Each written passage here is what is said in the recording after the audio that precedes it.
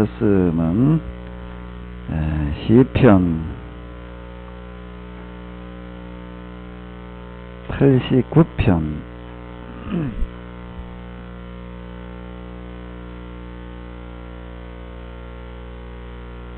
52절 마지막 절이 되겠는데요. 89편 52절 한 절을 보시도록 하겠습니다.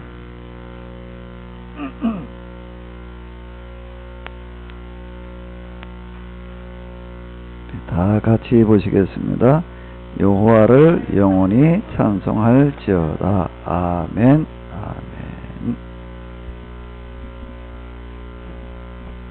아멘. 우리가 지금 시편을 공부하고 있는데 오늘은 세 번째 권, 시편이 5권으로 되어져 있는데요.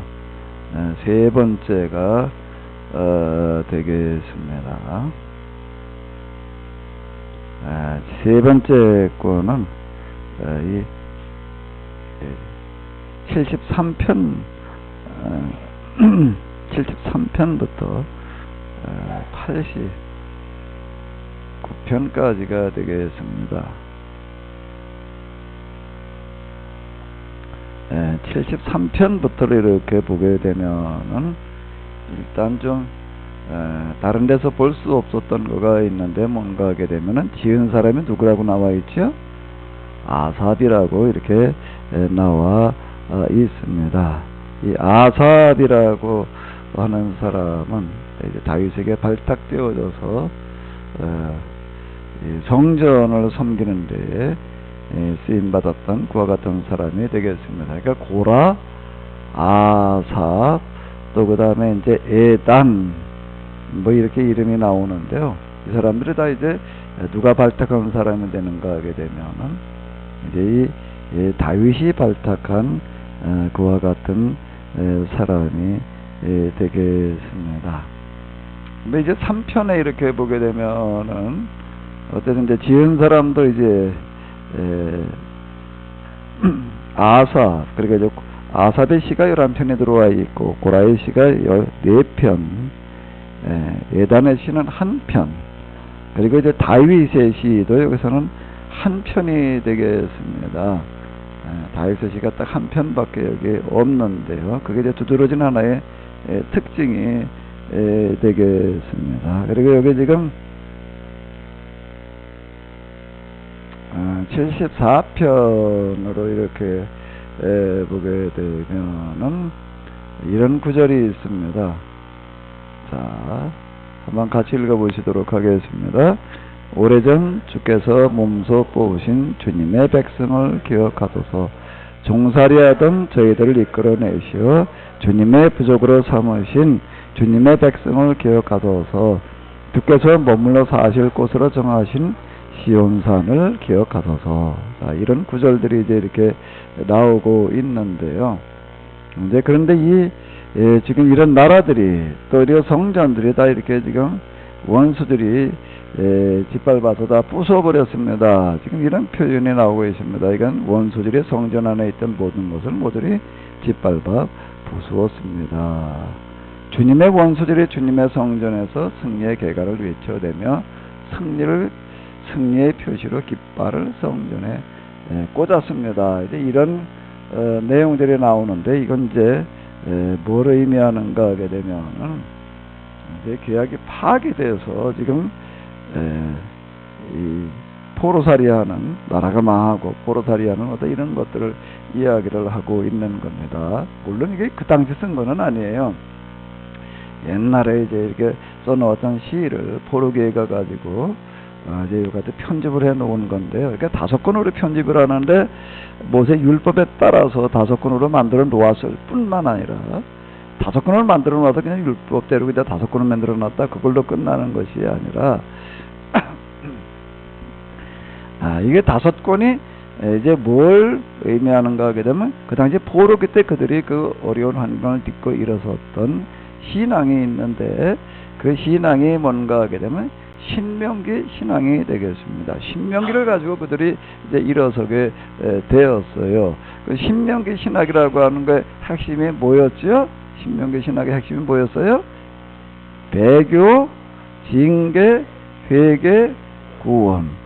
이걸 왜 제가 그냥 수없이 계속 반복하는가 하게 되면은, 여러분들이 신앙생활을 하시다가 보게 되면은, 이 성경을 좀 우리가 그래도 대충 잘은 몰라도 기본은 알아야 되는데, 이걸 모르면은 성경을 알 수가 없어요. 특히 시편 같은 거 지금 우리가 이제 공부해 나가면서 제가 이제 제목을 여기 주부에다 뭐라고 올려놨는가 하면 시편 해석의 방법 이렇게 해 놨습니다. 이 방법이 익혀지지 않으면 이거를 해석할 수가 없거든요. 그래서 제가 여기다가 이렇게 비중을 좀 많이 이렇게 두고 있는데요. 자, 이 5권이 지금 뭘 의미하는가 하면 지금 나라가 망해가지고 지금 포로살이를 하고 있잖아요. 그들의 이제 역사를 이제 신명기 신학에 따라서 이제 쭉 분류를 해가지고 얘기를 하는데, 이제 이게 배교, 징계, 회개, 구원의 도식으로다 지금 이거를 배열을 해놓고 있는 겁니다. 이제 5권으로다가 지금 이제 배열을 하는 그 중에 지금 3번째는 절반이잖아요. 가운데 권에다가 지금 뭘 집어넣는가 하게 되면은 지금 우리가 배교를 해가지고 징계를 받아서 지금 규약이 파괴되어져 있다라고 하는 것도 이야기하는 책이 바로 이 3번째가 이제 이렇게 되겠습니다. 그러니까 첫 번째, 두 번째 1권, 2권은 주로 이제 어떤 책인가 하게 되면 배교를 얘기를 하는 거예요. 우리가 신앙생활을 이렇게 잘못했습니다. 그게 특별히 이제 1권에 들어있는 그런 내용들이 그런 내용들인데, 그건 주로 거기엔 다윗의 시가 많았습니다. 다윗의 시가 1권, 2권에 이렇게 많았잖아요. 그 시들이 뭘 얘기를 하고 우리가 신앙생활을 이렇게 잘못했습니다. 이걸 얘기하려고 하는 거예요. 그러니까 거기에 이렇게 보게 되면 그냥 하나님께서 무조건 그냥 함께 하시고 복 달라고 하는 어떤 이제 그런 식의 이야기가 되는 거고, 그 율법 정신이라든지 어떤 이런 것들이 전혀 없는 거예요. 그 대표적인 시가 우리가 잘 알고 있는 뭐라고요? 시편 몇 편에? 23편이라는 겁니다. 23편 이런 것들 다 우리가 거기서 이렇게 봤잖아요. 그게 이제 배교, 이제 그리고 이제 2권, 3권, 특히 3권으로 하면서 징계를 받아가지고 2권에도 이제 징계에 관련되어진 어떤 그런 내용들이 좀 많이 있습니다. 왜 그런 게 2권에 들어있는 다윗의 시를 보게 되면 주로 어떤 시인가 하면 사회적에 쫓겨다닐 때 아주 어려움 가운데 하나님을 향해서 부르짖는 그런 시들이 여기에 들어와 있어요. 1권에 들어있는 다윗의 시하고 내용이 전혀 달라집니다. 아주 절망적으로 부러지는 어떤 그런 내용들이 들어와 있는 게 이제 1권, 2권, 3권 이렇게 가면서 지금 이제 어려움을 겪는 어떤 이런 것들을 지금 이렇게 쭉 얘기를 해주고 있는 거거든요. 여기 지금 3권에서 다루고 있는 건 뭔가 하면 이제 완전히 이제 나라가 망해가지고 성전도 이제 폐허가 돼가지고 이제 우리가 이제 계약이 파기가 되어졌다. 3권의 주제는 계약의 파기를 지금 이렇게 이야기를 하고 있습니다. 그러면서 이제 뭐라고 이제 계약이 파괴되죠. 이런 상태에서 이제 그들이 구하는가 하게 되면은 여기 기도들은 대부분 다 이제 어떤 건가 하게 되면은 우리에게 계약을 다시 회복시켜 주시고 우리를 다시 살게 하여 주시옵소서, 그런 얘기가 되는 거예요. 여기 1절, 2절 이런 것들이 바로 이제 그런 얘기가 되는 거거든요. 다시 한번 읽어보시도록 하겠습니다. 하나님, 어찌하여 우리를 영영 버리십니까? 어찌하여 주님의 백성에게 화를 내십니까? 오래전에 주께서 몸소 뽑으신 주님의 백성을 기억하소서. 종살이하던 저희들을 이끌어내시어 주님의 부족으로 삼으신 주님의 백성을 기억하소서. 주께서 머물러 사실 곳으로 정하신 시온산을 기억하소서. 자, 이렇게 이제 이야기를 해 나가는 걸로다가 이제 3권이 이제 시작이 되어지는 거예요. 우리를 이제 옛날 우리를 불러내셔가지고 종살이 하던 우리를 불러내셔서 이끌어 주셨던 어떤 그런 것들을 기억해 주십시오. 그리고 이제 여기 또 뭐를 이제 3권에서 많이 이야기를 하는가 하게 되면은 여기 한번 읽어볼까요? 시온산, 이 시온이라고 하는 어떤 이런 것들을 가지고 지금 여기서 이제 여러 번 이야기를 하고 있는데요. 특히 이제 그거는 어디서 좀 많이 얘기를 하고 있는가 하게 되면은 이제 이 87편을 보게 되면은 짧습니다. 여긴 한번 읽어보시도록 하겠습니다. 주께서 거룩한 산 위에 그 터전을 세우셨구나. 여호와께서 야곱의 그 많은 거처 가운데서 시온 도성을 더 많이 사랑하시는 까닭이라. 너 하나님의 도성아, 내 이름이 더 찬란하게 드러내시려 말씀하신다. 내가 애국과 바벨론도 나를 존숭하는 나라로 여기리라. 블레셋도 두스도 구스도 마찬가지 모두 다 시온의 고향이라고 사람들이 말하리라. 이 나라 저 나라가 모두 다 시온에서 생겨났다 하리니 지극히 높으신 분께서 몸소 시온을 지키시리라. 여호와께서 만백성을 일일이 등록하시며 말씀하시리라. 이 사람이 시온에서 태어났다. 사람들이 이렇게 노래하는구나. 내가 누릴 복이 모두 시온에서 비롯되었다.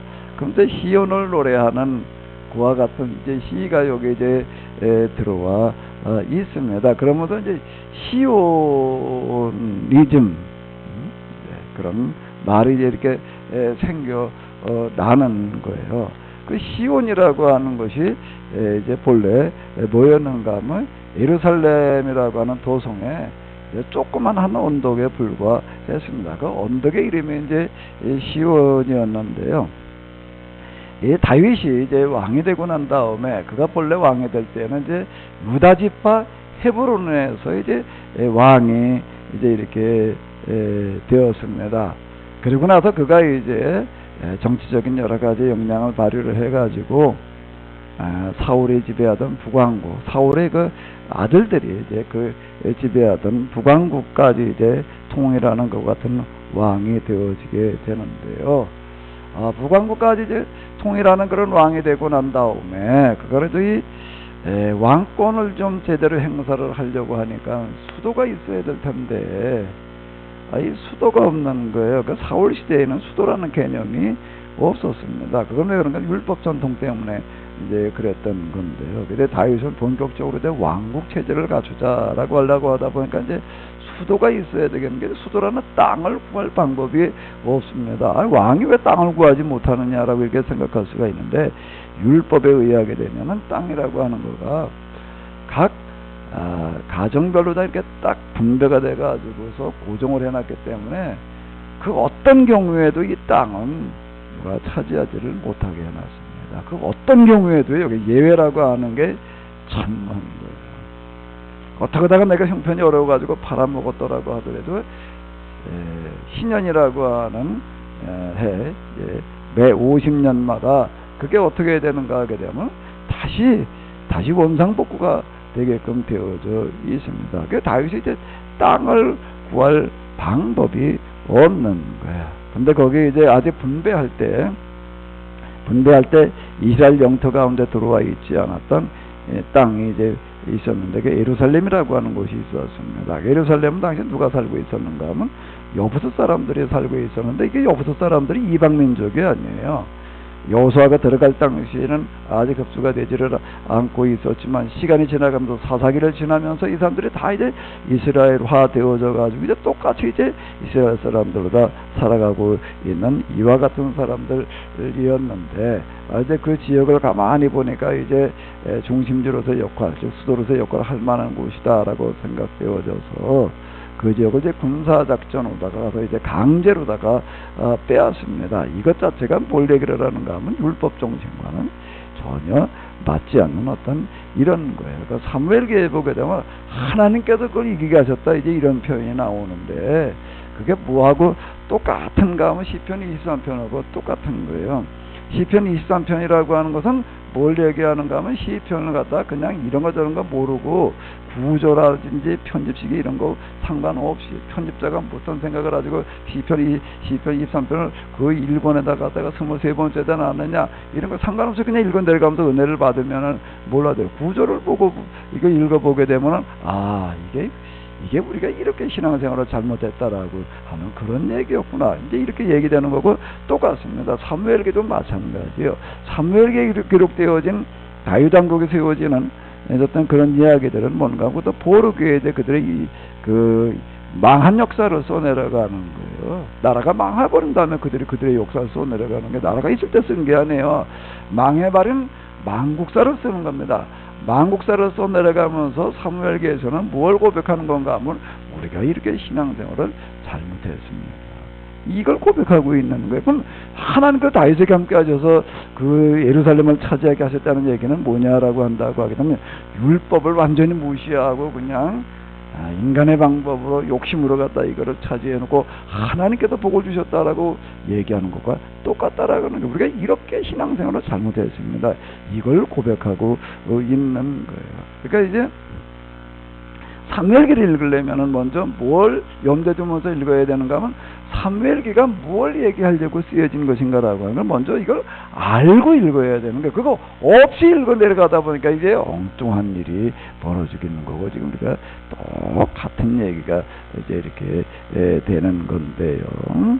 그런 식으로 다 이렇게 얘기를 이제 해놨어요. 하나님께서 우리에게 이제 저 다윗에게 은혜를 베풀어 주셔서 다윗과 함께 하셔서 이렇게 이겨 가셨다. 아주 거의 사무엘기에 보게 되면 그런 이야기가 아주 도배가 되어져 있습니다. 아주 회개하려고 써놓은 그런 이야기들이 이제 이렇게 되겠는데요. 다윗에게 예루살렘을 차지를 했는데 여기서 왕권을 수도로서의 역할, 왕권을 행사하려고 하니까 이게 쉽지가 않은 거예요. 당시 이스라엘이라고 하는 나라는 신앙체제였어요. 신앙체제여가지고 거긴 중앙이라고 하는 개념이 없어요. 중앙이라는 개념이 없어요. 사울 때는 수도라는 개념이 없었습니다. 사울은 그래도요, 거기 이렇게 보게 되면 사울은 아주 못된 사람처럼 이렇게 그려놓아져 있고 이제 일관데 그게 다운 측근들이 이제 이렇게 해놓은 어떤 그런 이야기이고요. 사울 때는 중앙이라는 개념이 없었습니다. 우리나라도 이제 군사정부에서 민주화가 되어져 가면서 이제 정치체제를 아주 대수술을 하게 되는데 어떻게 만들어놨지요? 군사정권 때는요 무슨 집권체제예요? 중앙집권체제예요. 그러다가 이제 민주화가 되면서 뭘 해놓은 거예요? 지방자치제를 만들어 놓은 거예요. 지방자치라는 얘기가 뭘 말하는 거예요? 그 지방, 경기도 그러면 경기도에다 자체적으로다가 이제 운영을 하도록 하는 거고요. 그리고 도 내에서도 군들이 있잖아요. 군들도 자체적으로 다 이렇게 하게 하는 거예요. 전에는 시장을 그냥 임명을 했습니다. 중앙에서. 그러니까 이게 뭐 임명권자가 누군가 하면 대통령. 이게 대통령께는 무조건 충성해야 되는 거예요. 근데 지방 분권자가 되면서부터 이제 시장은 누가 임명을 해요? 임명이라는 게 없어요. 선거로 시민이 뽑는 거예요. 이건 아주 대혁명이 일어나는 어떤 이런 거거든요. 그러니까 다윗 이전에는 지금 우리 지방자치제하고 같은 거예요. 그럼 그 지방에는 그럼 뭐가 운영을 했느냐라고 한다고 이러면 그 지방에 있는 레위인들이 있었습니다. 레위인들이 있는 곳이 주로 무슨 역할을 하는 거예요? 신앙의 중심지 역할을 해요. 신앙의 중심지 역할을 하는 것을 뭐라고 불렀냐면 성소 이렇게 불렀습니다. 그래가지고 지방자치되고 같은 개념인 거예요. 그러니까 성소별로다가 이렇게 쭉 이렇게 보게 되면 그건 11조라든지 어떤 이런 거 3년 11조를 바칠 때는 그 지역에 성소에 가가지고 바쳐라. 이거 11조를 바치는 것도 중앙으로 보내는 게 아니에요. 중앙으로 보내는 그런 개념이 이제 아니고 이제 이랬는데 그 이제 이스라엘의 이게 이 행정이라든지 어떤 정치 중심지는 각 지역에 있는 성소인 거예요. 근데 다윗이 예루살렘을 갖다가 강제로 빼서 놨어요. 그리고 여기 수도로 삼으려고 그러니 사람들이 이걸 인정을 할까 안 할까? 인정을 하려고 그러겠어요? 안 하려고 그러세요? 강제로 뺏은 것도 잘못된 건데 그리고 거기 수도로 하자고 그러는데 수도라는 게 뭘 말하는 건데요? 수도가 뭘 말하는 건데 나한테 저 순종해라 굴복해라 말이야 내 명령에 다 따라 이런 식인데 그걸 하려고 그러나 당연히 안 하려고 그러는 거죠. 지금 이제 사무엘기에서 얘기되기는 중요한 것, 그 시편에 지금 반영되어져 있는 어떤 이런 것들이 이제 뭘 말하라면 이제 이런 상황을 이제 이야기하는 겁니다. 그러니까 어느 누구도 예루살렘을 인정하지를 않는 거예요. 그리고 다윗의 왕권이라고 하는 것 자체가 왕권이라고 하는 것도 사실은 없거든요. 사울이라고 하는 사람이 왕이 있었지만 그 사람이 하는 일은 권력 행사라기보다는 권력 행사는 각 지역에서 성소에서 제사장들 레위인들의 중심으로다가 각 이제 지역을 이렇게 움직여가고 있었고요. 사울은 주로 뭘 했는가 하면 외침이요. 외부의 침략 이런 거 군사적인 문제만 다루었죠. 거기에 정치적인 이런 거를 각 지역의 성소에는 관여하지를 않았던 거예요. 그래서 사울 시대 이렇게 보다 온 이스라엘이 다 사울을 이제 이렇게 사랑했던 어떤 이런 것들 이렇게 볼 수가 있는데 자, 그런데 이제 다윗이 그 예루살렘을 갖다가 수도로다가 이제 정하려고 하니 이게 명분이 없는 거예요. 명분이. 이래가지고 이걸 어떻게 해야지 되나, 이럴 때는 어떻게 해야 돼요, 여러분들이 한번 생각을 해봐요. 여러분 다윗의 입장이라고 한다면, 내가 이제 여기 예루살렘을 점령을 했으니까 이제 여기서 수도로 삼자, 그런다고 다 인정하나요? 아닌데, 그때나 이때나 사람 사는 건 다 똑같은 거죠. 또 인정하지 않으려고 그러는 거예요. 이걸 어떻게 해야지 되나? 어떻게 해야 되나요? 여기서 찾아내는 방식이 뭔가 하게 되면 중앙제의를 발전시키는 거예요. 무슨 제의요? 중앙제의.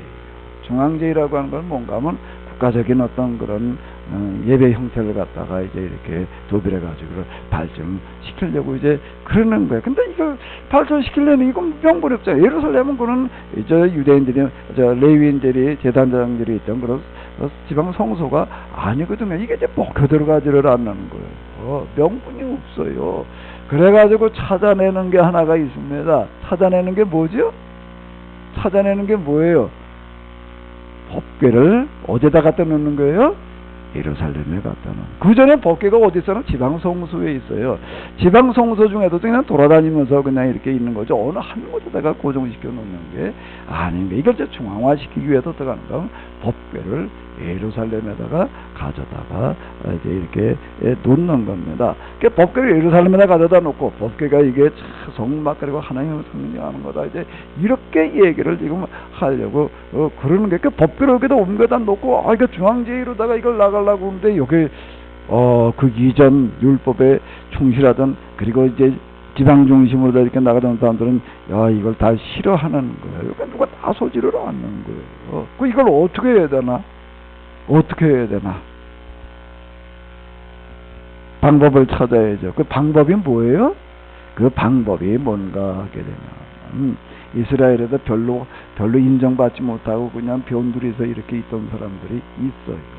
그 사람들을 갖다가 발탁에다가 이렇게 쓰는 겁니다. 그게 누군가 하게 되면 이제 사독이라고 하는 사람, 이제 제사장의 역할을 이제 맡기는 건데, 사독이라고 하는 사람은 그 제사장은 이스라엘에서 아론의 후손만 되게 되어 있거든요. 레위지파 중에서도 아론의 후손만 제사장을 하게 되어져 있습니다. 그러니까 아론의 후손이 아니에요. 이건 누군가 하게 되면 예루살렘을 다윗이 점령을 할 때 거기에 산성이었고 초롱성이어가지고 점령하기가 쉽지를 않았어요. 그래서 점령할 방법이 없는 거예요. 다윗이 뭐 그때까지 뭐대로 그 군사가 그렇게 강한 것도 아니고 어떻게 할 수가 없는데, 그리고 온 이스라엘이 다 지원한 것도 아니에요. 다윗이 자기 사병들을 데리고 가서 이제 예루살렘을 점령을 이제 하는데, 그런데 이것도 시간 오래 끌게 되면 여론이 비등해져 가지고 곤란하거든요. 이제 속전속결로다가 끝내야 되는데 이게 이제 쉽지를 않은 거예요. 쉽지를 않은데 여기에 이제 누가 있었는가 하게 되면 예루살렘 사람들 가운데에서 이제 다윗과 이제 내통하는 사람이 있었습니다. 내통하는 사람이 있어가지고 이 사람이 이제 다윗의 군대가 몰래 들어올 수 있도록 길을 열어 주었어요. 그래서 수로를 타고 이렇게 들어갔는데, 거기 이렇게 보게 되면 다윗이 예루살렘을 점령할 때 이렇게 얘기하는 구절이 있습니다. 누구든지 저 예루살렘에 먼저 들어가는 사람에게 군대 장관을 맡기겠다, 이렇게 얘기를 해요. 예루살렘에 먼저 들어간 사람한테 뭘 맡기겠다고요? 그게 제일 큰 요직이 되는 거예요. 그러니까 이게 그만큼 이제 아주 중요하게 이걸 생각을 했다라고 하는 건데, 이게 여기를 어떻게 들어갔는가 하게 되면은 이제 수로를 타고서 성문 이걸 타고서는 이제 못 들어가겠으니까 수로를 타고서 몰래 들어가 가지고서 이제 이렇게 점령을 했습니다. 그때 그 수로를 열어준 사람이 누군가? 그러면 사도. 이렇게 이 사람한테 또 이제 그 농공행상을 해야 될 거 아니에요. 걔 뭘 줬는가 하면 제사장직을 주었어요. 여기 예루살렘에 와가지고 제사장 노릇하려고 온 사람이 없는 거예요. 멀쩡한 사람 가운데에서는요. 이게 이게 다윗이 하는 일은 너무나도 이건 율법과 어긋난 일이기 때문에, 사독에게 제사장직을 주고 또 모두 제사장으로 세우는 거, 자기 아들들을 갖다가 제사장직을 세워놓는 거예요. 근데 이것만 가지고서는 이제 또 안 되는 거죠. 레위인을 좀 끌어들여야 되는 거예요. 레위인을 좀 끌어들여야 되는데, 여기 또 이제 가담하려고 하는 사람이 별로 없어요. 그래가지고 이제 끌어들이는 사람 중에 하나가 누군가 하게 되면 지금 우리가 지금 여기서 만난 건 아삽이라고 하는 사람들. 그리고 고라는 지난주에 제가 얘기를 했잖아요. 고라의 후손 아삽, 저기 에단, 이런 사람들이 뭔가 하면 레위인들 가운데에서 그래도 또 이제 다윗을 가만히 보니까 뭐 좀 할 것 같고, 그러니까 이제 여기 이제 정치적인 욕심을 가진 사람들이 가담을 하는 거예요. 그 사람들이 누군가 하면 아삽이 이제 이렇게 되는 겁니다. 그럼 여기 이제 사독, 고라, 아삽, 이 사람들은 그 이제 성직을 맡는 사람들이고요. 여기 성직을 맡지 않은 사람들 가운데에서 또 정치적인 참모 역할을 하는 그런 예언자라고 하는 그룹이 있는데, 그게 또 누군가 하게 되면은 누구예요? 나단, 갓, 이런 사람들이 이렇게 되는 거예요. 요들이 이제 중심이 돼가지고서 이제 무슨 작업으로 들어가는가 하면 예루살렘에 대한 정통성을 확보하는 작업으로 이렇게 들어가는 거예요. 근데 이들의 구상에서 나오는 게 뭐라고요? 뭘 옮겨다 놓는 거예요? 법궤를 갖다가 예루살렘에다가 옮겨다 놓자라고 하는 겁니다. 그래가지고 이제 마차를 새로 만들어가지고 가서 이제 아주 어마어마하게 준비를 해가지고 그거 이렇게 보게 되면 뭐 찬양 때부터 시작을 해가지고도 아주 그냥 전국적인 어떤 그런 행사를 벌이는 것을 볼 수가 있습니다. 그게 왜 그런가 하면 전국에다 갖다 이렇게 알리기 위해서, 야, 하나님께서 이제 예루살렘을 성소로다가 정해 주셨다라고 하는 어떤 이제 그런 행사로다가 고국적인 행사를 이렇게 준비를 했어요. 준비를 했는데 이 마차에다 갖다가 이제 이거 법궤를 싣고 가는데 가다가 소가 그냥 딱 뛰어가지고서 이제 마차에 실었다 법궤가 이제 땅바닥에 나중들게 된 거예요. 그러니까 어떻게 했어요?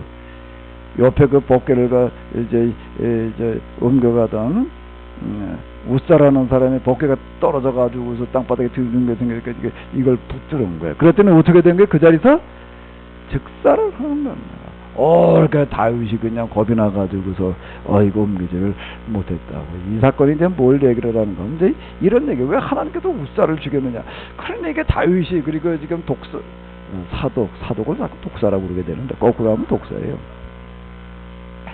이제 나단 뭐 이제 이런 사람들이 나가지고 이제 나단이 이제 야단이 난 거야. 이제 이걸 뭐라고 또 이거를 또 얘기를 해야 되나, 이래가지고 찾아내는 게 뭔가 하게 되면은 뭘 찾아내는 거죠? 뭘 찾아내는 거야? 이걸 왜 우사가, 이게 뭐 우사가 즉사를 해버렸으니 이거 곤란한 거예요. 그 얘기를 하는 게 뭔가 하면 율법을 다시 읽어보니까 법궤를 옮기는 것은 제사장들이 메고 가야 되는데 우리가 잘못해가지고 어디다 싣고 간 거예요? 마차에다 싣고 가가지고. 그리고 이제 이 법궤라고 하는 것은 누구만 손댈 수 있는 건데? 제사장만 손댈 수 있는데 우사는 제사장이 아니었어요.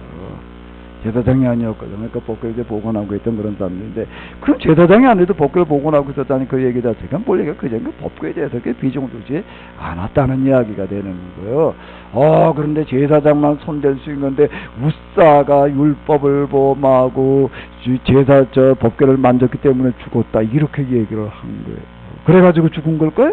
그게 아니거든. 다윗이 하는 일 그 자체가 맞지 않다라고 하나님께 경고인데, 이렇게 이걸 이게 돌려놓은 겁니다. 그게 거기가 아주 실상에 그대로 다 기록이 되어져 있어요. 근데 우리는 그거 읽으면서 이렇게 이때 신앙생활대로 잘못했구나, 그렇게 생각하면서 읽지요? 그래야 되는데 이게 안 돼요. 이거는 배경을 모르게 되면은요, 여러분들이 혼자서 신앙생활하면서 이렇게까지 아마 다 알게 되는 데까지 가려고 한다면은 쉽지 않습니다. 신학교 가면 이런 거 다 알게 될 것 같지요. 아마 교회당 안에서 이런 얘기 거의 안 해요. 거의 안 하는데 이유는 어디에 있는가 하면 목사님들이 몰라요. 목사님들이 전혀 모르고 있다라고 하는 게 이런 것들이요. 자, 어떤 이런 거고요. 이제 그래가지고 이제 뜸을 들이고 있다가 그냥 넘어갈 수는 없고, 왜? 예루살렘에서 권력 행사를 하려면 하나님으로부터 인준을 받아 하나님이 여기로 허락하셨다는 것을 만들어내서 이걸 어떻게 해볼 방법이 없는 거예요. 그래가지고 또 이제 시간을 두고도 뜸을 좀 들이고 난 다음에 여론이 좀 이제 수그러질 때를 기다려가지고 또 거국적인 준비를 합니다. 이번에는 어떻게 하는가 하게 되면 제사장대로 준비시켜가지고 이제 매가지고 오자. 뭐 이래가지고서 이제 탁 해가지고서 이걸 가져다 놔요.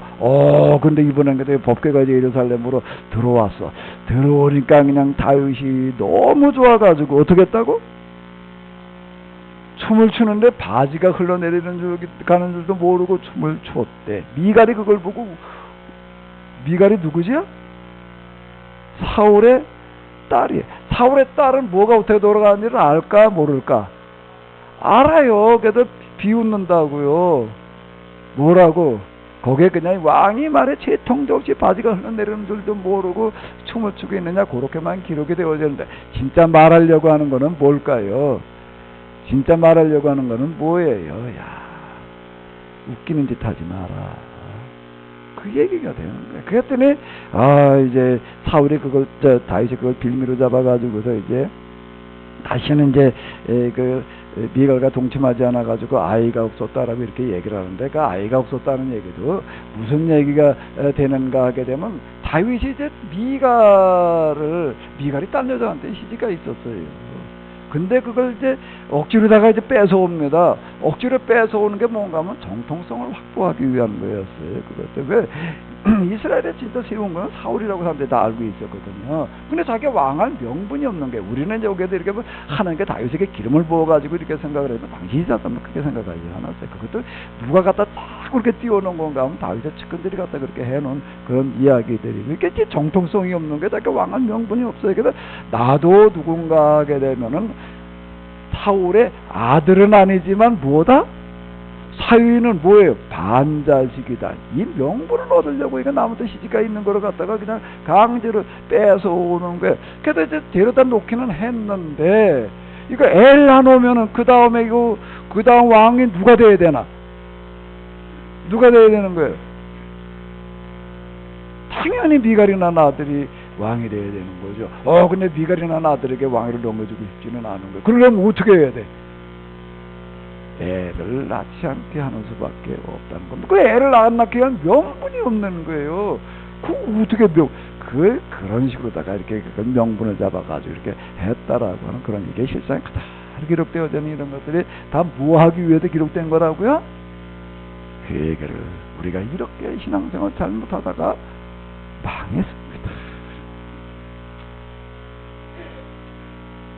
근데요, 가슴 아픈 거는 오늘 우리 신앙생활하는 사람들이, 목사님들도 그렇고 교인들도 그렇고 너무 몰라. 그냥 다윗이 최고의 신앙인이고 진짜 하나님께서 함께 하셔가지고 왕이 되게 하셨고 그런 복을 주신 걸로 이러고 다 다윗처럼 신앙생활을 하려고 그러는 거예요. 안타까운 노릇인데. 자, 이래가지고 이제 이 법궤를 여기다 이제 옵니다. 놨는데 거기가 어디예요? 거기가 시온이라는 언덕에다 갖다 놓은 거예요. 거기다 놓을 명분이 없어요.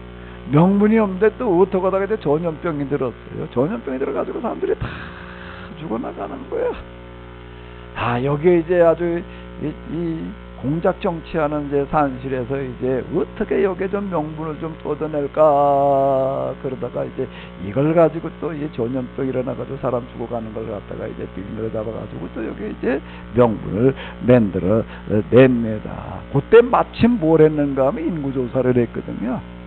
인구조사를 하고 났는데 이제 전염병이 돌았어요. 걔 요걸 갖다가 잘 연결을 시켜가지고도 어떻게 끌고 나가는가 하게 되면, 그건 주로 이제 누가 했는가 하게 되면 아마 그 사람은 모자를 안 쓰고 댕기고 가옷 쓰고 댕긴 것 같아.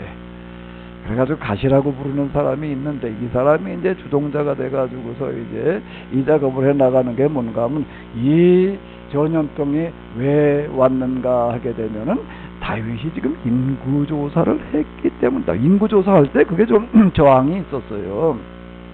그 요압도 반대하는, 그 군대 장관이 요압인데 요압도 반대하는 어떤 그런 얘기가 있는데, 그게 뭔가 하게 되면은 인구조사를 한다는 얘기가 세금도 걷어들이겠다는 얘기가 되는 거거든요.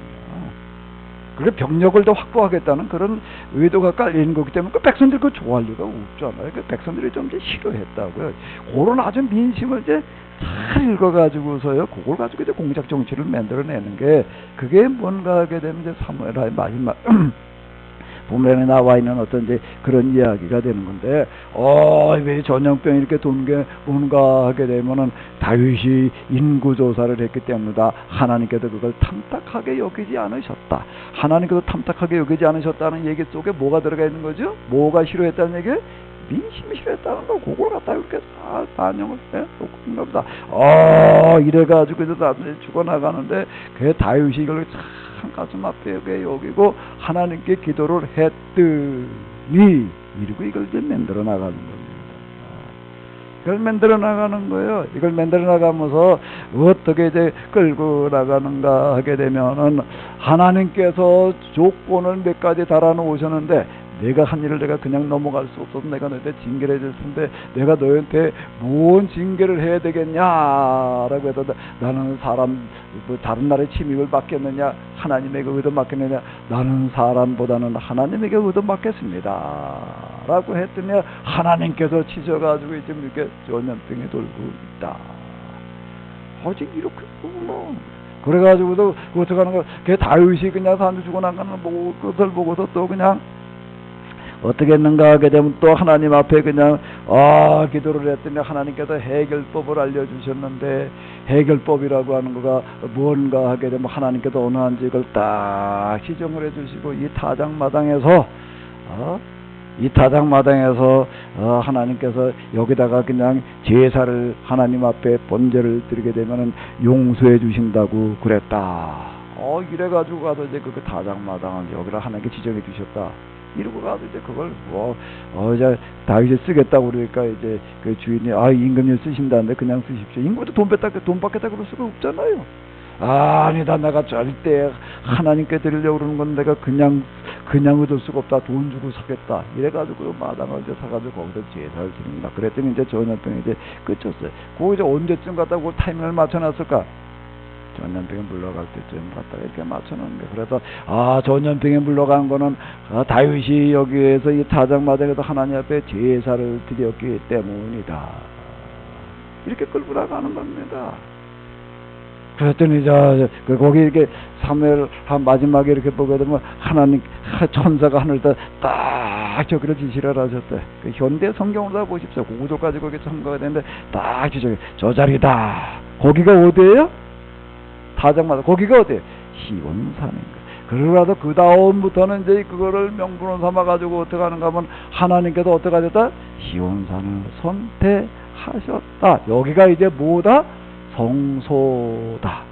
그리고 하나님께서 여기다 법궤를 갖다가 놓으시라. 그러니까 여기다 성전을 지으라는 터를만 지정해 주셨다. 이러고 나가는 겁니다.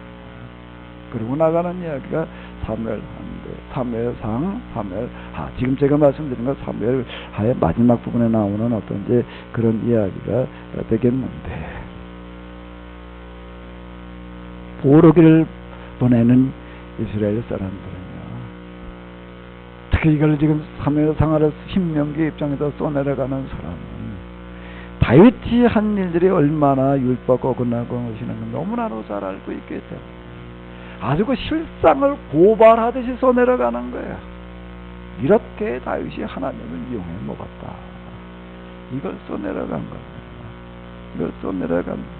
거기다 하나님과 함께 하셨다, 하나님이 도우셨다는 게 다윗이 자기 입으로 말할 수는 없지요. 누가 주로 그런 말 대신해 줘야 돼요? 사도. 또 누구? 지난번에 고라의 시에 이렇게 보게 되면 임금님 뭐 어쩌고 저쩌고 초항하는 무슨 시 쓰잖아요. 고라. 또 누굴까? 또 아삽. 이런 사람들이 그 역할을 해준 그런 얘기들이 되는 거예요. 그거 갖다 여기다 그대로 말았으니까 아삽의 시를 여기다 갖다 모아놨어요. 여기다 갖다 모아놨어요. 이 3권이 모아는 데인데, 3권이 모아는 데인데 지금 계약이 파기가 돼가지고 우리가 이렇게 전쟁 포로로 끌려와가지고 지금 이 모양 이 꼴이 되었습니다. 그리고 지금 이제 우리가 이제 마지막 쪽으로 다 읽었는데요. 89편을 보게 되면 그런 얘기예요. 하나님께서 다윗을 선택하셔가지고서 내가 뽑은 저 사람과 계약을 맺고 내 종 다윗과 약속하였나니 내 후손이 대대로 임금이 되어라. 내 왕조가 영영이 튼튼히 서리라. 이렇게 자꾸 독사라고 나오네. 사독을 비롯한 고라손들이 디리다 떠들어대고 이게 그들이 떠들어댄 소리들이에요. 그런데 우리는 그걸 갖다 지금 어떻게 들어? 진짜 하나님께서 하신 얘기도 이렇게 쓰고. 그러니까 이게 얼마나 말이 안 돼, 이게. 얼마나 말이 안 돼. 89편을 보면 그게 다 나와요. 하나님께서 참으로 놀라운 일을 행하셨습니다. 놀라운, 온 세상을 지배하신 하나님께서 그냥 이렇게 다윗과 함께 하셔서 그냥 큰 나라를 만들게 하시고 그랬는데 어떻게 했다고. 근데 끝에 가서 뭐라고 얘기를 하는 거지요? 끝에 가서 뭐라고 얘기를 하는 거예요? 그게 조금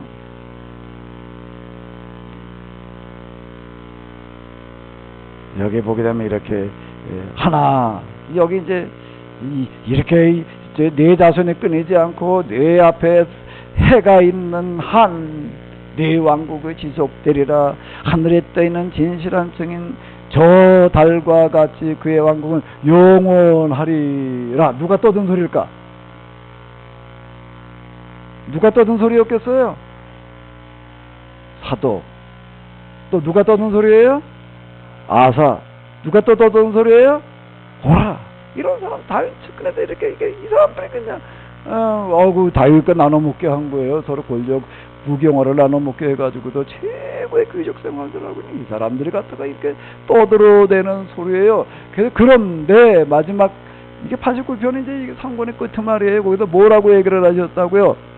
허나 주님께서는 진노하셔 몸소 뽑으신 경우를 내치셨습니다. 주님의 종과 맺은 계약을 깨뜨리시고 그의 왕관을 진흙탕 속에 내던져버렸었습니다. 그의 도성 성벽을 허물어버리고 그가 든든해하던 요새를 표로 만드셨습니다. 지나가는 사람들마다 다 비웃고 있습니다. 뭘 비웃어요? 다윗이 했던 권리를 다 비웃고 있습니다. 그런 얘기가 되는 거예요. 그 뒤에 쭉 이렇게 주님이여 따스하게 한결같이 아껴주마던 예전에 그 사랑은 어디 갔나요? 주님과 다윗과 그토록 진실되어 맞으셨다던 약속은 그 고라가 그 사독이 그 아삽이 그렇게 떠들어대던 뭐 소리들은 다 어디 갔나요? 지금 그걸 얘기하는 거예요. 주님이여 주님의 종들이 말로 흉을 쏘는 물을 받았던 일을 기억하도록 수많은 힘센 나라들에게 받는 물을 뼛속에 섬십니다. 그리고 이제 나가면서 이제 그 다음에 그럼 90편으로 넘어가면은 4권이 되는 건데 여기는 4권으로 넘어가는 게 다음 주 할 일인데요. 한번 가서 잘 읽어보시기 바랍니다. 다윗의 사람 누구의 기도요? 모세의 기도가 나오는 거. 이제 다윗의 계약은 이렇게 파기가 돼버렸고, 그러면 이제 우리가 어떻게 되느냐? 모세의 계약, 율법으로 돌아가는 것만이 살 길이다. 이게 이제 신명기 신학자들이 보르게 가르쳤던 그런 내용이 이렇게 되는 거예요. 이 시오니즘이라고 하는 것은 이렇게 가지고 생긴 거예요. 법궤라고 하는 어떤 이런 것들도 뭐 그렇게 생길 때 그렇게 생겼습니다. 요 정도 얘기하는 걸 보게 되면 저도 이제 뭐 내일로다가 누가 그렇게 또 정성스럽게 그냥 준비를 해가지고 보내는지, 잃어버린 법궤가 지금 어디에 감춰져 있다라고 또 이렇게 해가지고도 또 그거를 무슨 동화상으로 만들어가지고 어때가지고 이렇게 보내는 사람들이 있어요.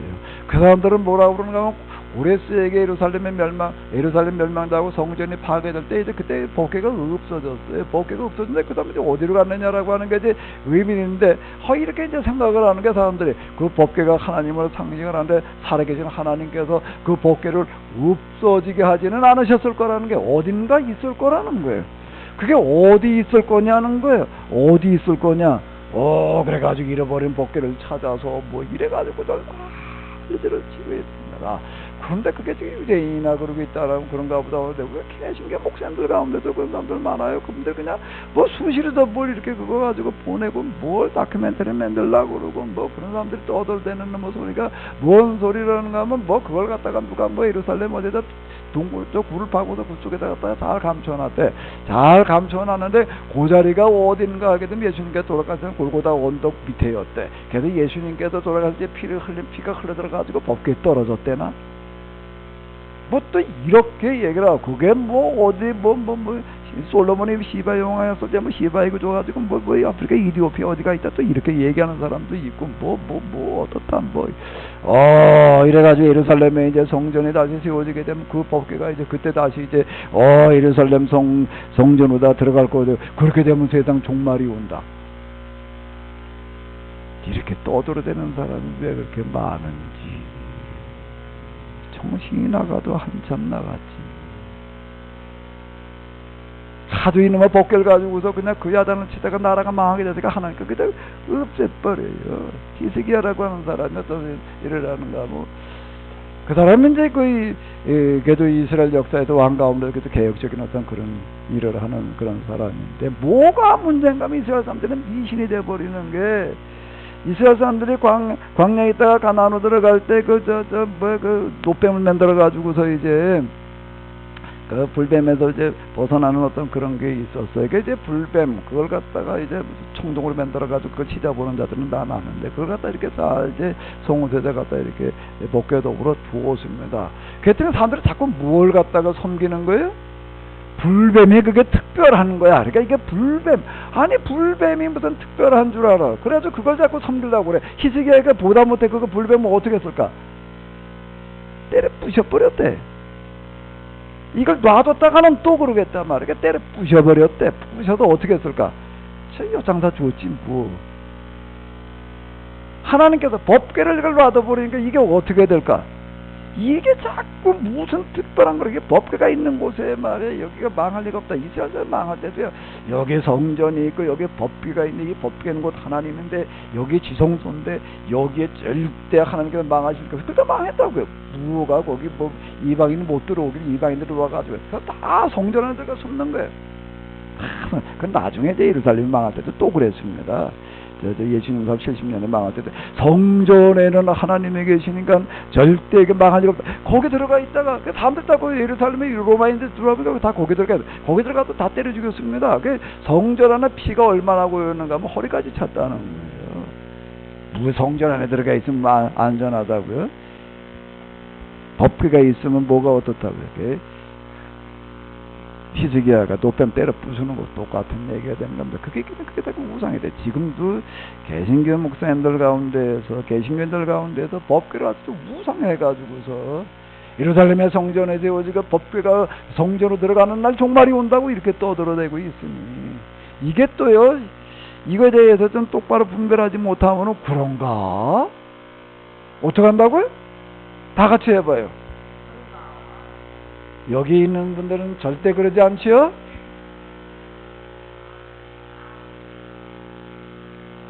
여기서 이렇다면 이런가?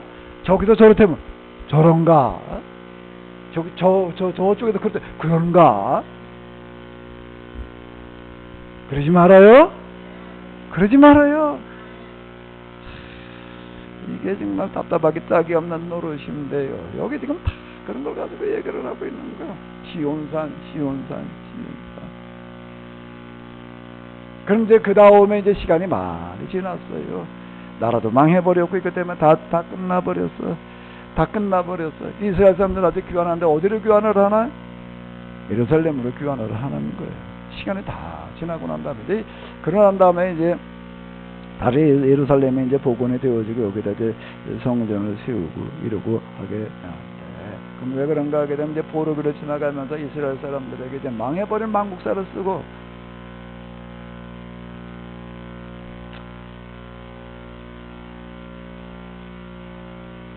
시편을 통해서도 망해버린 역사를 지금 맞춰가지고서 지금 끌고 나가는 거예요. 시의 내용들을 가지고서. 우리의 살 길은 이제 율법밖에 없다. 이제 다음 주에 이제 주제가 되겠는데, 율법으로 다시 돌아가는 것만 우리의 살 길이다. 한번 잘 읽어보세요. 박원이.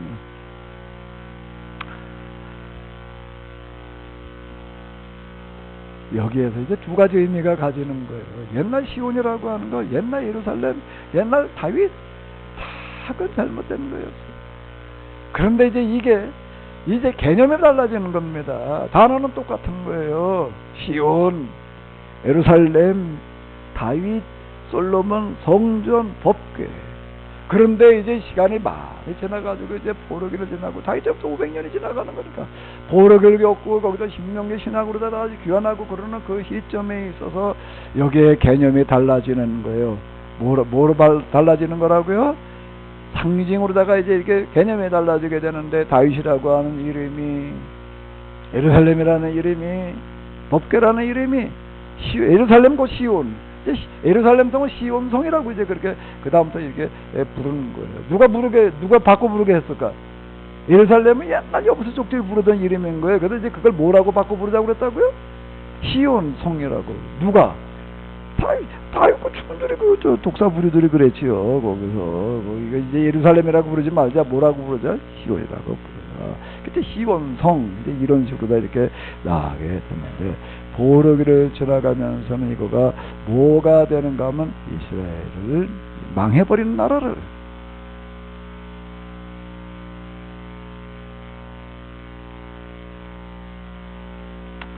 다시 찾아야 돼. 어떻게든 이걸 다시 찾아야 되는 거예요. 그런 나라를 상징하는 그런 단어들이 되어지는 거예요. 그러니까 여기 뭐가 들어있냐면 이중적인 의미가 들어있는 거예요. 이중적인 의미가 들어있어요. 그러니까 이거를 잘 가려가면서 읽어야지 돼요. 가려가면서 읽어야지 되는 건데, 그러니까 시편 23편이라고 하는 것도 보게 되면 이 1권에서 읽어 내려갈 때는 우리가 잘못 신앙생활을 했습니다. 그 고백이면서 동시에 거기 또 어떤 의미가 들어가 있는가 하면, 그러나 이제 우리를 회복시켜 주시옵소서. 정말 하나님만이 우리의 목자가 되어 주시고, 이런 개념이 여기 들어가 있는 거예요. 두 가지 의미를 이렇게 같이 읽어내야지 된다라고 하는 겁니다. 이쪽 눈은 무슨 눈이에요? 왼쪽 눈이죠? 이쪽 눈은요? 오른쪽. 여기 보니까 눈 하나 가진 분은 하나도 없으시네. 하나님께서 사람에게 눈을 둘 주셔서 둘을 만들어놔서 하나를 만들어 놓지 않고, 왜 그랬을까요? 한쪽만 보지 말고 양쪽 다 봐라. 아멘? 양쪽 다 봐요. 양쪽 한쪽만 보지 말고요, 양쪽을 다 봐요.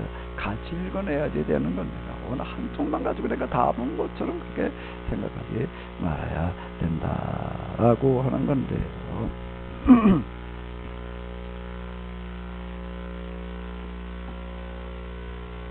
우리가 시편 이런 것들 읽어 내려가면서 우리가 발견하는 것은 뭔가 하게 되면, 우리가 이 세상에서 지을 수 있는 가장 큰 죄가 무슨 죄라는 거예요? 가장 큰 죄가 무슨 죄라는 거죠? 잘못된 신앙을 가지는 겁니다. 우리가 지금 누가복음 이제 수요일날 공부해 가는데 여기서 발견하는 거는 뭔가, 잘못된 신앙을 가지는 것이 얼마나 큰 죄인가. 우리는 뭐 그냥 세상에 나가서 도둑질하고 뭐 살인하고 뭐 이런 게 큰 죄인 줄 아는데요, 잘못된 신앙을 가지는 게 가장 큰 죄예요.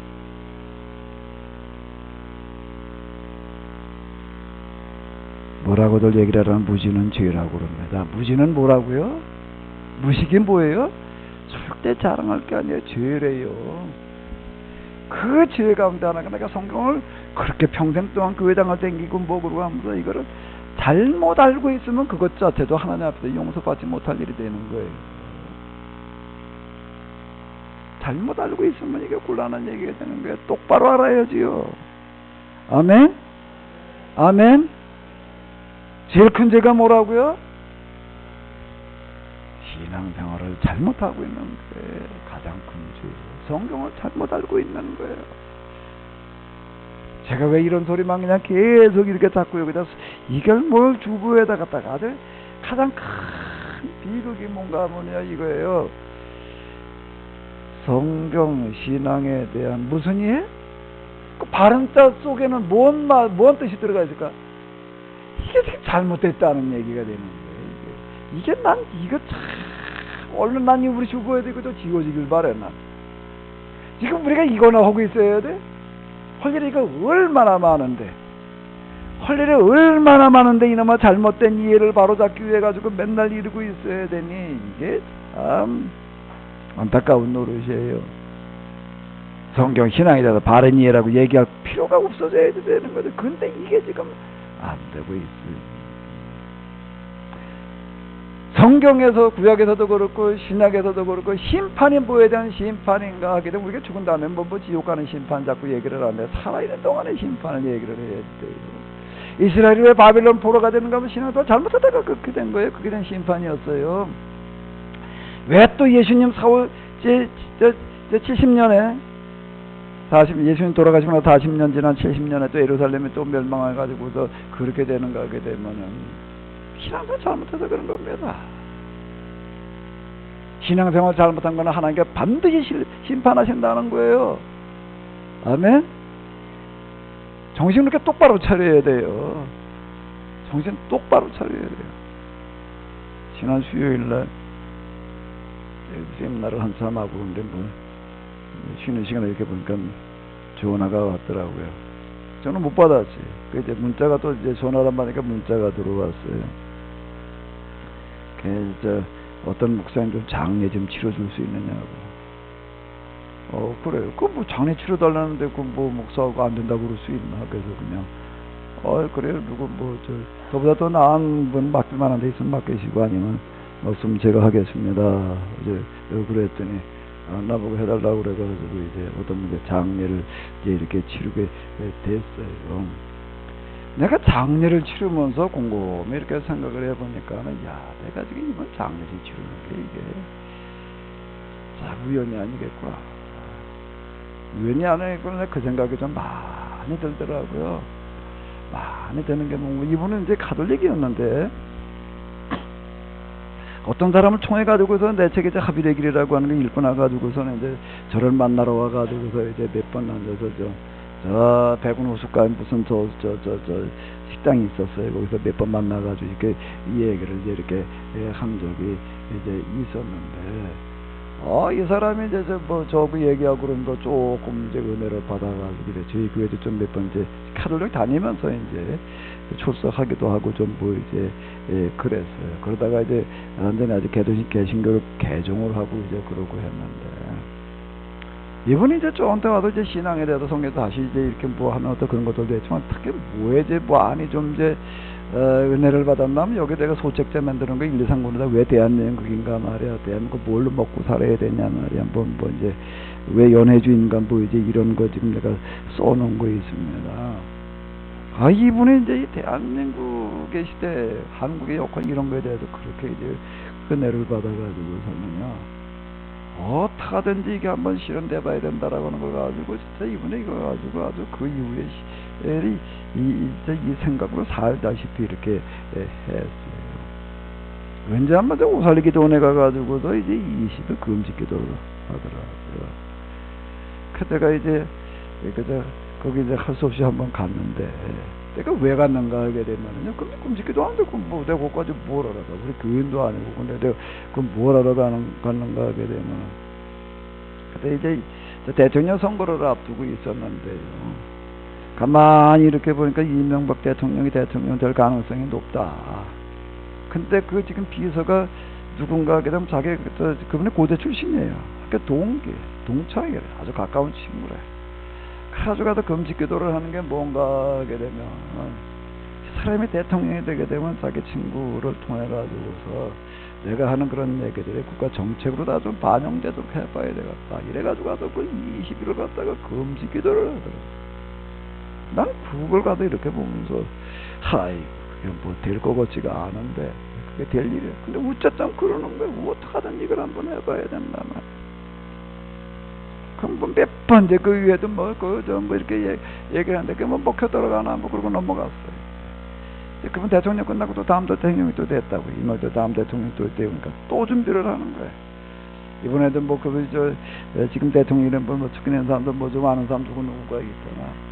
그러니까 나보고도 여자로 차려와가지고도 여기 뭘 좀 쏟아내고 선거 한참 요새 이게 되고 그럴 때도 와가지고서 얼마나 얘기를 하는데 그때 뭐 때문에 엄청 바빴어요. 근데도 와가지고도 그냥 이분 아주 여기다 생명을 걸고 이제 그러는 바람에 이제 자기가 뭘 건의하겠는가 하면 그 측근들을 통해 가지고서 내가 대통령이 되면 이러이러한 일을 하겠다라고 하는 공약을 만드는데, 그 공약이 내가 얘기하는 이걸 좀 잘 정리를 해 가지고서 그걸 하게끔 이렇게 해서 한번 자기가 이제 추진을 하겠다는 게, 그걸 좀 만들려고 그래 가지고.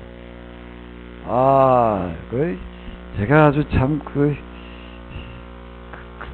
어쨌든 제가 할 수 없이 이번에 하도 그런 바람에 좀 몇 페이지를 이제 좀 이제 이게 만들었어요. 만들어서 뭐 전달을 했다고 뭐. 그리고 나중에 이제 들리는 얘기는 뭔가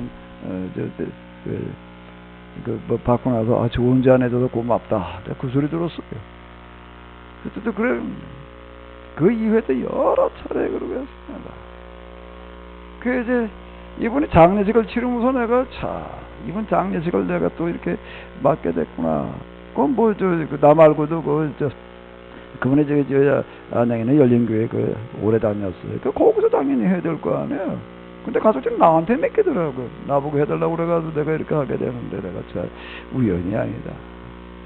우연히 하다 근데 내가 하나 장례치르면서 제가 섬찟하는 게 있었습니다. 근데 비전에 그렇게까지 내가 생각지를 않았는데요. 제가 합의를 길을 써내려가면서 어떤 생각을 내가 많이 했는가 하면, 이건 하나님께서 우리에게 주시는 마지막 기회다. 이 생각이 너무 많이 들었습니다. 제가 합의를 길 써내려가면서요, 통곡하면서 썼어요. 그거 쓰는 동안에 내가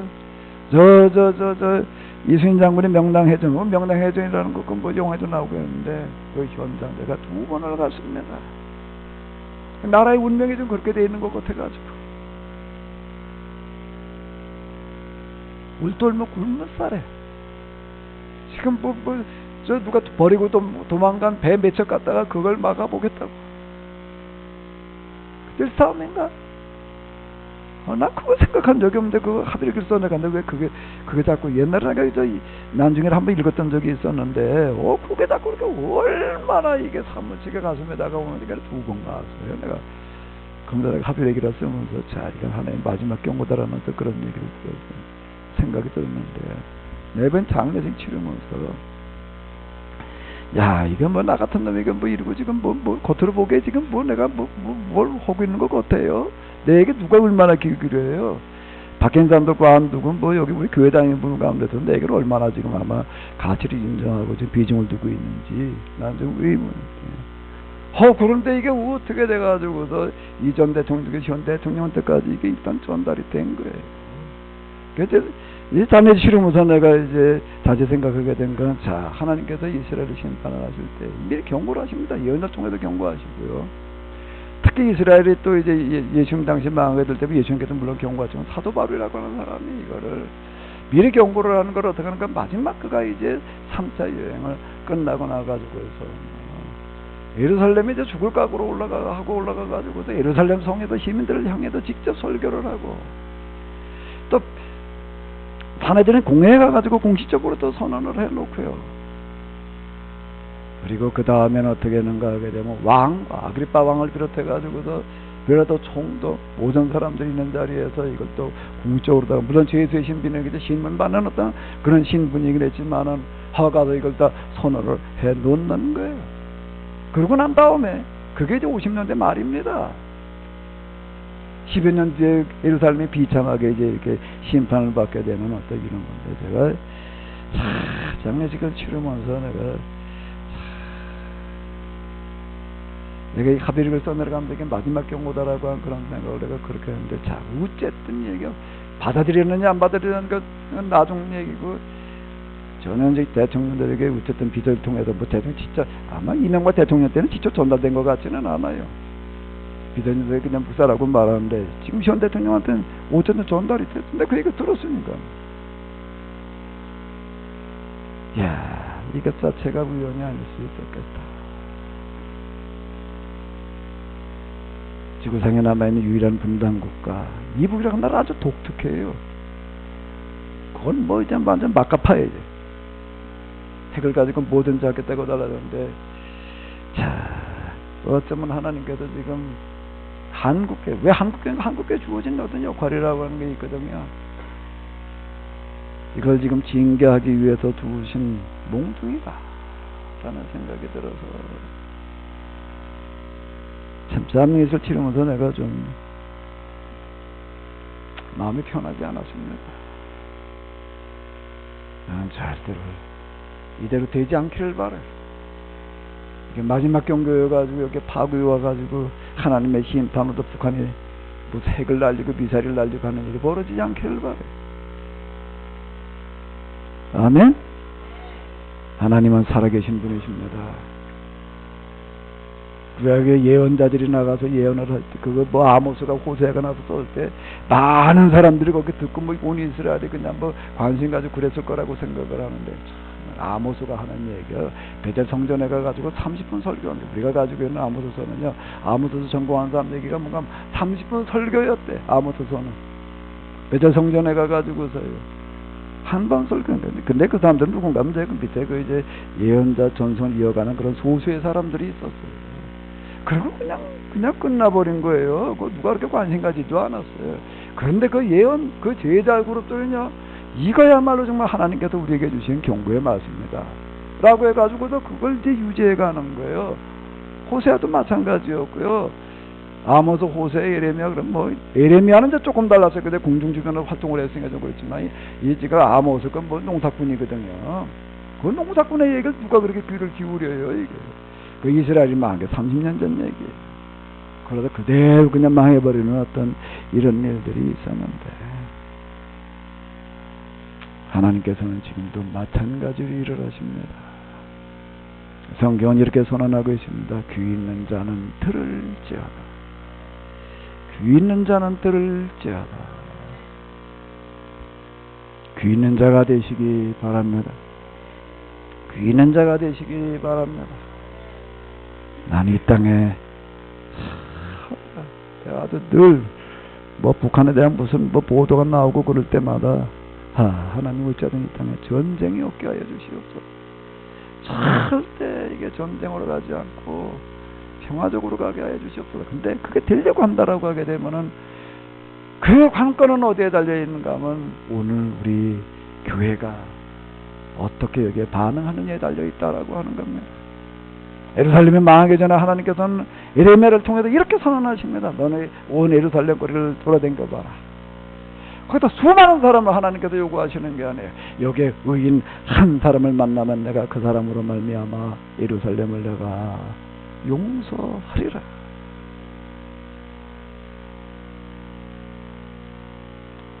지금 이 자리에 나와 있는 여러분들이 바로 이 땅의 전쟁을 막는 그 한 사람의 역할들이 되시기 바랍니다. 꼭 그렇게 되시기 바랍니다. 말도 안 되는 소리 같은 느껴질지 모르지만 거짓말씀 성경은 그렇게 전개가 되어졌습니다. 소돔과 고모라 성이 망할 때 롯이 가가지고도 야 천사가 우리한테 예고하는데 말이야, 이게 당장 우리가 이 성이 망한데, 그들은 정원한 사회들이 뭐라고 그랬다고요? 거기 뭐라고 그랬다고 기록되어 있지? 뭐라고 기록되어 있지? 농담으로 여겼더라.